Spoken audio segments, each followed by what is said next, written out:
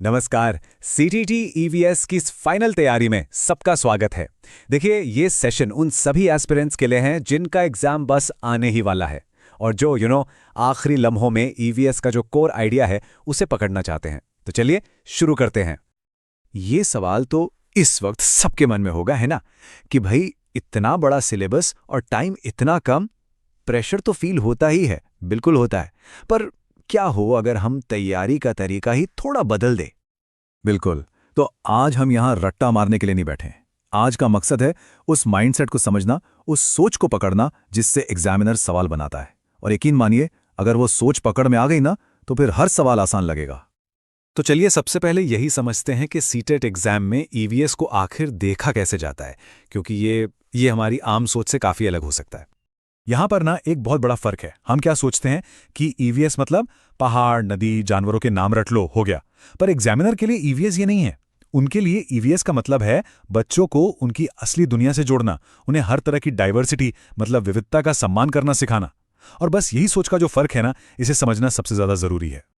अच्छा, तो इस नई सोच को और अच्छे से समझने के लिए चलिए एक टॉपिक उठाते हैं, परिवार, और देखते हैं कि इस टॉपिक पर एग्जामिनर सोचता कैसे है, सवाल बनाता कैसे है। देखिए, ईवीएस की दुनिया में ना फैमिली का मतलब सिर्फ खून का रिश्ता नहीं है। नहीं, ये एक इमोशनल कनेक्शन है, एक भावनात्मक बंधन। जहां प्यार है, जहां देखभाल है, वो एक परिवार है। ये डेफिनेशन बहुत बहुत जरूरी है। और इसी डेफिनेशन की वजह से हर तरह का परिवार बराबर सम्मान का हकदार है। चाहे वो न्यूक्लियर फैमिली हो, जॉइंट फैमिली हो, सिंगल पेरेंट फैमिली हो, कोई भी, किसी को भी बेहतर या कमतर नहीं माना जा सकता। सब बराबर हैं। और यहीं पर एक टीचर की सबसे बड़ी जिम्मेदारी आती है। क्लासरूम में हर बच्चे को ये सिखाना कि हर तरह की फैमिली की इज्जत करनी है और किसी भी बेसिस पर कोई भेदभाव नहीं करना। सच कहूं तो यही ईवीएस की आत्मा है। तो मतलब पॉइंट ये है कि जब भी परिवार से जुड़ा कोई सवाल आएगा ना, तो एग्जामिनर असल में बस इन 3 चीज़ों को टेस्ट कर रहा होगा कि जो जवाब चुना गया है, क्या वो बच्चे को सेंटर में रखता है, क्या वो जेंडर इक्वालिटी को बढ़ावा देता है, और क्या वो हर तरह के बच्चे को मतलब इंक्लूजन को सपोर्ट करता है। बस। चलिए अब अगले टॉपिक पर आते हैं, खाना यानी फूड। ईवीएस में खाना सिर्फ साइंस नहीं है, ये हमारी कल्चर और सोसाइटी से भी जुड़ा हुआ है। मतलब ईवीएस में खाने का मतलब सिर्फ ये नहीं है कि इसमें कितना विटामिन है, कितना प्रोटीन है। नहीं, यहाँ खाने को जोड़ा जाता है कल्चर से कि भाई किसी खास त्योहार पर क्या बनता है। इसे जोड़ा जाता है क्लाइमेट से कि कोस्टल एरिया में लोग मछली चावल ज़्यादा क्यों खाते हैं। और तो और इसे ऑक्यूपेशन यानी व्यवसाय से भी जोड़ा जाता है। ये एक 360 डिग्री व्यू है।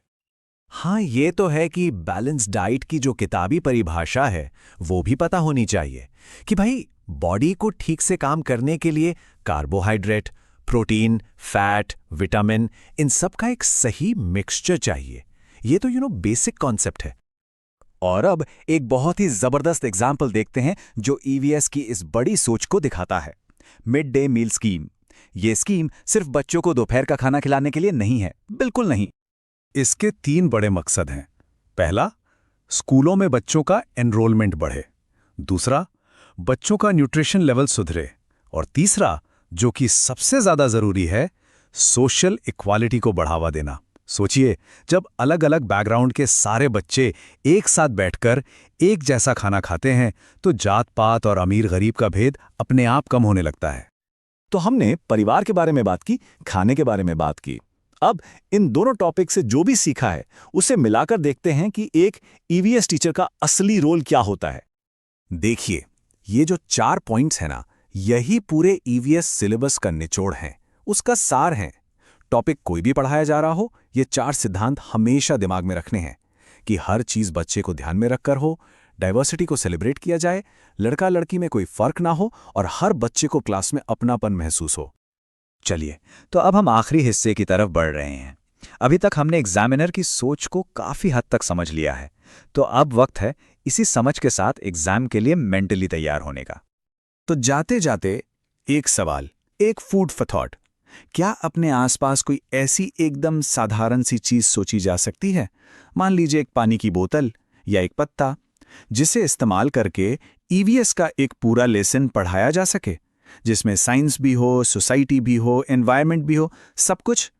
अगर इस तरह से सोचना शुरू कर दिया तो समझ लीजिए कि एग्जामिनर की तरह सोचने की तैयारी पूरी हो चुकी है और सीटेट एनवायरमेंटल स्टडीज की तैयारी के एकदम आखिरी दौर में है, तो ये विश्लेषण बस आपके लिए ही है। आइए मिलकर समझते हैं कि इस सेक्शन में टॉप स्कोर करने की सही मानसिकता आखिर है क्या। पता है, ईवीएस सेक्शन को क्रैक करने का ना एक गोल्डन रूल है। अगर आपने सिर्फ इस एक लाइन को समझ लिया तो आपके कई सवाल अपने आप सही हो जाएंगे। हमेशा याद रखिए, ईवीएस में वो ऑप्शन सही है जो बच्चे को सेंटर में रखे और उसे एक्सपीरियंस से सीखने का मौका दे। तो चलिए पहले सेक्शन में इसी गोल्डन रूल को जरा और गहराई से समझते हैं। देखिए, ईवीएस में ये इतना मैटर नहीं करता कि आप क्या जानते हैं, बल्कि ये मैटर करता है कि आप उसे सिखाते कैसे हैं। यहां सारा का सारा खेल पेडागॉजी का है, मतलब शिक्षण शास्त्र का। अब ये स्लाइड ईवीएस के दो बिल्कुल अलग अलग तरीकों को दिखाती है। एक तरफ है वो पुराना गलत तरीका जहां सिर्फ फैक्ट्स को रटाया जाता है, और दूसरी तरफ है ईवीएस का सही वाला नजरिया, लाइफ स्किल्स डेवलप करना, अवेयरनेस पैदा करना और जिम्मेदारी की भावना जगाना। याद रखिए, ईवीएस सिर्फ एक सब्जेक्ट नहीं है, ये जीने का एक तरीका सिखाने की बात है। तो ठीक है, गोल्डन रूल तो समझ आ गया। अब देखते हैं कि इसे सीटेट सिलेबस की जो अलग-अलग थीम्स हैं उन पर लागू कैसे करना है। हम हर थीम को रटने वाले तरीके से नहीं, बल्कि ईवीएस के सही नजरिए से समझेंगे। जैसे शेल्टर यानी आश्रय वाली थीम को ही ले लेते हैं। रटने वाला तरीका क्या कहेगा? बस इतना कि भाई इग्लू ठंडे इलाकों में होते हैं, बात खत्म। लेकिन ईवीएस का तरीका बच्चों को क्यों और कैसे पूछने के लिए एनकरेज करेगा। जैसे, अरे इग्लू में बर्फ जो है वो गर्मी को अंदर कैसे रोक लेती है? बस यही सवाल, यही तो है जो क्रिटिकल थिंकिंग को डेवलप करता है। अब वाटर यानी पानी की थीम को देखिए। यहाँ पर एक टीचर का काम सिर्फ ये लिस्ट बनाकर देना नहीं है कि देखो ये है नेचुरल सोर्स और ये है मैनमेड सोर्स। नहीं, असली रोल है बच्चों में पानी बचाने की आदतें डालना। मतलब टीचर यहाँ सिर्फ इन्फॉर्मेशन प्रोवाइडर नहीं है, बल्कि जिम्मेदारी सिखाने वाला एक फैसिलिटेटर है। तो सवाल ये है कि ये आदतें आएंगी कैसे? अरे बहुत आसान तरीकों से। बच्चों को बस ये सिखाना है कि ब्रश करते समय नल बंद रखो, उन्हें शावर की जगह बाल्टी से नहाने के लिए एनकरेज करना, और शायद क्लास में सब मिलकर रेन वाटर हार्वेस्टिंग का एक छोटा सा मॉडल बना लें। यही तो है लर्निंग बाय डूइंग, अनुभव से सीखना। अच्छा, अब आते हैं ट्रैवल यानी यात्रा की थीम पर। सोचिए, एक टीचर के लिए सबसे अच्छा तरीका क्या हो सकता है इस टॉपिक को शुरू करने का? बस एक सीधा सा सवाल पूछना जो बच्चों के पर्सनल एक्सपीरियंस से जुड़ा हो। आप सब लोग स्कूल कैसे आते हो? देखा आपने, बस इस एक सवाल ने पूरी थीम को कितना पर्सनल बना दिया। ईवीएस का मकसद सिर्फ गाड़ियों के नाम रटाना नहीं है, बल्कि यात्रा को उनके अपने अनुभवों और अलग-अलग कल्चर से जोड़ना है। और हाँ, यही बात टेक्नोलॉजी पर भी लागू होती है। बच्चों को सिर्फ नए-नए गैजेट्स के नाम बताने के बजाय पहले क्या था और अब क्या है, इसकी तुलना करके उसके फायदे और नुकसान पर बात करनी चाहिए। पौधों और जानवरों की थीम में भी यही लॉजिक काम करता है। पौधे के पार्ट्स याद कराने से कहीं ज्यादा जरूरी है प्रकृति के लिए सम्मान और देखभाल की भावना जगाना। ठीक वैसे ही जानवरों को सिर्फ पालतू और जंगली में बांट देना ईवीएस नहीं है। असली ईवीएस है उनके दर्द और जरूरतों के लिए एम्पैथी डेवलप करना। और यहीं पे आपके लिए एक बहुत ही काम का पीवाईक्यू हिंट है। पिछले सालों के पेपर्स उठा के देख लीजिए, जिस भी ऑप्शन में जानवरों या पौधों के लिए केयर, काइंडनेस मतलब देखभाल, दया और सुरक्षा की भावना दिखे ना, वो लगभग हमेशा सही जवाब होता है। इसको गांठ बांध लीजिए। तो हमने थीम्स को तो समझ लिया, अब जरा एक कदम पीछे हटते हैं और ईवीएस की बड़ी तस्वीर को देखते हैं।